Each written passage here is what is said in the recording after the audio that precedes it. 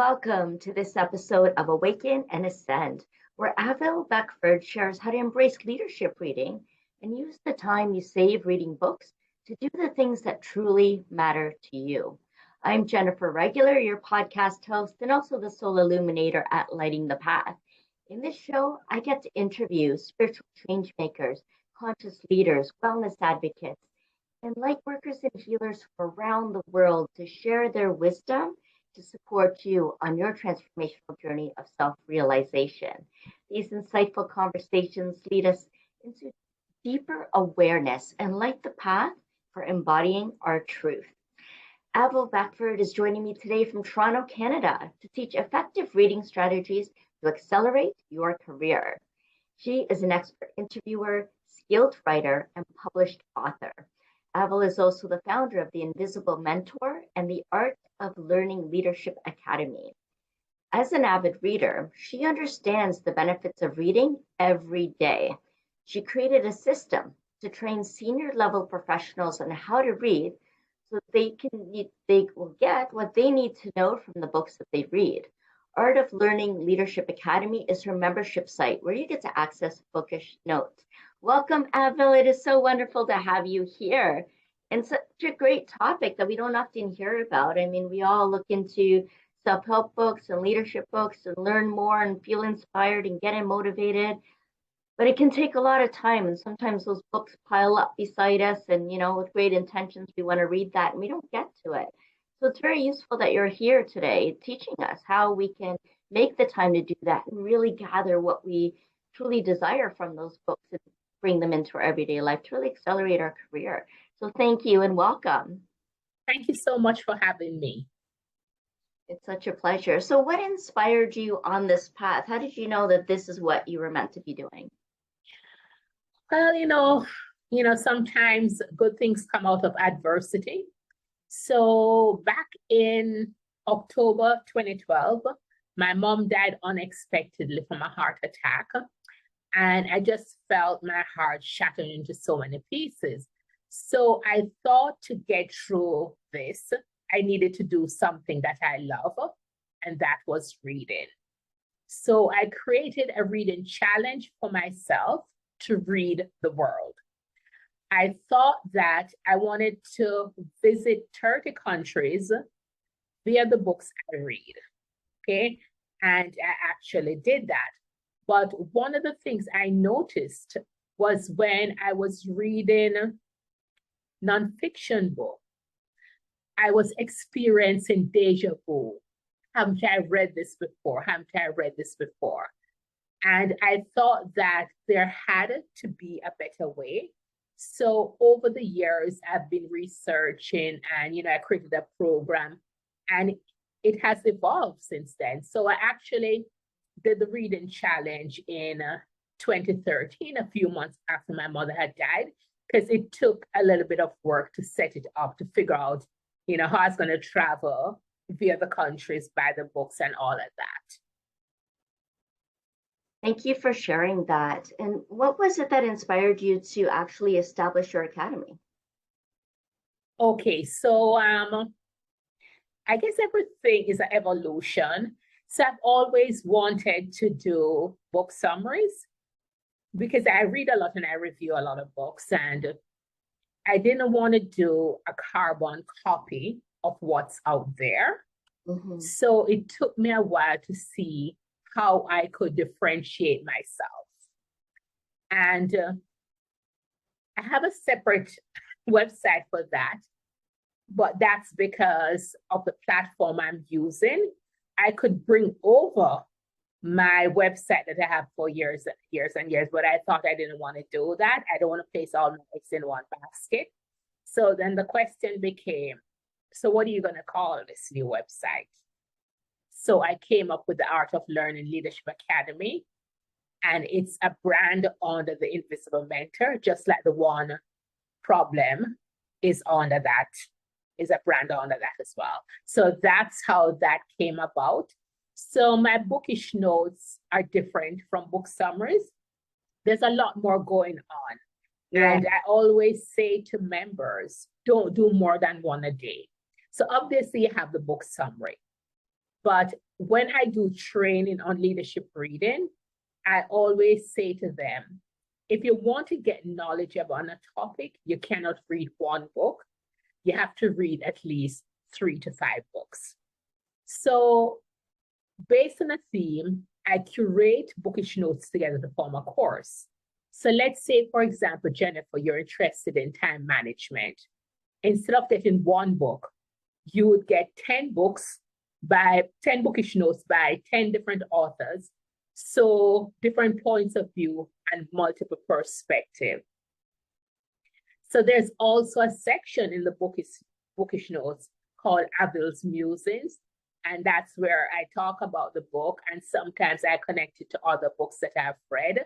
So there's some interesting piece. And recently, like if for the old bookish notes, I'm not going to make the change yet because I'm moving forward. But with the new ones, there's a section called the one action to take after you've done it, because it's important to take action. What's the point of having all this good information and not applying it? Absolutely, that's so true. And what are some of the effective strategies, the effective reading strategies that one can use to really accelerate their career? Okay, so one of the things I say, and this is only for nonfiction, okay? So before you read a nonfiction book, I always say, get a good book summary to read first. You want to understand the lay of the land, and you want a place to hang the information when you actually read the book. So before you read any book, there's some things you need to do. Some of them may make sense, but some of it may be very different to you. The first thing is to prepare your mind. You cannot just take up a book and do a flip, flip, flip, flip. No, you have to prepare your mind so that you're using both sides of your brain so you absorb more of the information. So what does that mean? There are exercises that you can do called brain gym exercise. So these would be like jumping jack, marching band, crossover, those kinds of stuff. But another important thing that happens in the preparation stage, think about why you want to read that book in the first place. So write down your purpose. The next thing is to craft the questions that you want the book to answer. Because most times when you're reading a nonfiction book, you probably have a problem to solve, or you have some questions you're looking for answers. So those two pieces along with the exercise are important. And another thing is to listen to what's called binaural beats audio. That's important. Or you can listen to the alpha brainwave audio. Oh. So when I'm reading, I have the audio playing in the background. And later, if this is something your listeners would be interested in, I can give you a link. So you can go to our website and just press play and just listen to it while you're reading. Because it gets you into a state where you're relaxed yet alert. And that's the state where learning takes place. That's very useful because I know for myself too, you might find yourself reading the same paragraph over and over again, or reading without really absorbing the material, kind of just going through it, and you're not really paying attention. It's just kind of happening. Yeah, the other really important piece too is to preview the book before you read it. So you have your purpose, right? And you have the questions you want the book to answer. Okay. So the preview, so you want to read the introduction of the book. The introduction of the book, that's usually where you find the main ideas. You want to read the preface and the foreword. You want to look at the table of contents. And that's like the skeleton of the book. It hangs everything together. So you look at it and you want to match up the chapters and sections that align with your purpose for reading and also answer the questions that you have. And then you're going to only pay attention to those sections. You're only going to read those sections and chapters. And this is essentially just in time reading.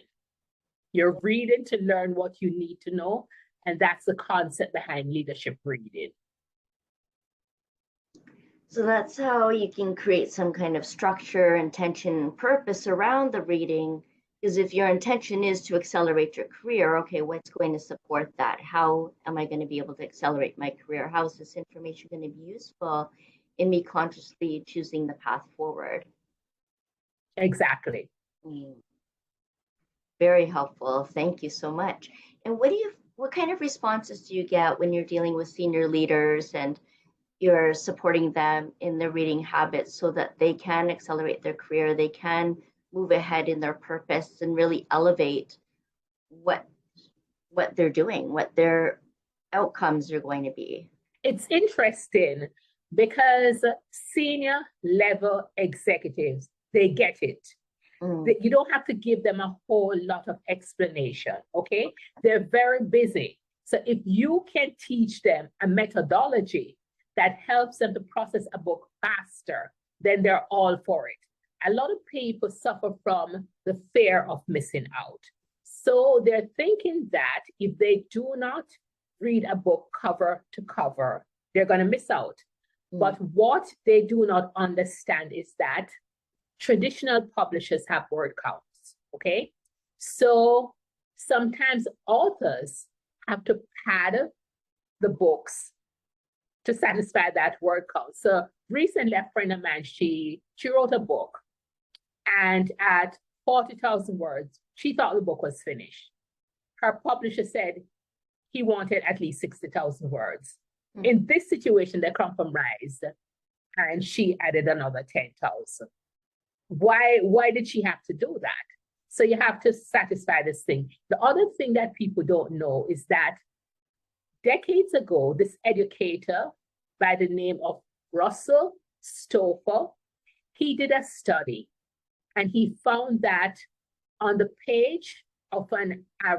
average page of a nonfiction book, get a load of this, Jennifer, only 4 to 11% of the text carries meaning. 4 to 11, that's one sentence. Wow. The rest of it is like examples and context. So I would ask senior level executives, how much context do you need? How many case studies and examples do you need? And they totally get it. Amazing. And what do you hear back from them? Like, how does it help them further their leadership abilities or accelerate their career? What do you hear? Okay, so yeah, so most people have been to conferences and they have all these books. A lot of these unread books have information that they actually can use to move forward. So if they have a strategy that helps them to get through the unread books, that's a plus for them. So it's the ability to get through. And another thing when I actually do training is that I take it a step further. So I teach them how to pick out the big ideas. So it's important for you to take notes as you read. So they pick out the big ideas, and then I teach them how to combine the big ideas to make it bigger and to tie it to a human need. So it's not just reading. So other people may read the exact same book, but the people who I train, they'll get a lot more because they don't know the extra stuff to do. Yes, yes. And there's some strategies there that I hadn't heard about that really make sense to how to prepare your brain, for example, and to create some structure, intention, and purpose around the reading and how to actually get to it, not like just sit there with good intention, because that's just really draining your energy because it's something. Yeah, another important thing I said, I usually tell them set a time where you can do a Pomodoro, if you know what that is. Yes, yes. So you set the timer, set it for like 30 minutes, and you start following the process I teach you. You can always add another 30 minutes. But the reason why I say that, if you tell someone to set the timer for 60 minutes, what do you think they're going to do? They're going to fill out the 60 minutes, right? Because people expand the time based on how much they have, right? So I start off with 30 minutes. You can always add more. Yes, that's perfect. That's a brilliant idea, how to manage the time as well. And so how do people get a hold of you, Avil, if they want this training or in the bookish notes or your invisible mentorship? How do they reach you? Okay, well, there are a couple places. They can reach out to me on LinkedIn, which is really easy. Okay. But they could also go to my website. There's a contact page there. So the website is theinvisiblementor.com, theinvisiblementor.com. So that's my regular website. Mhm. But if they want to go directly to where the bookish notes are, so it's the Art of Learning Leadership Academy. Now that's a mouthful. So what I've done is to use the acronym. So it's AOLA, AOLLA.info.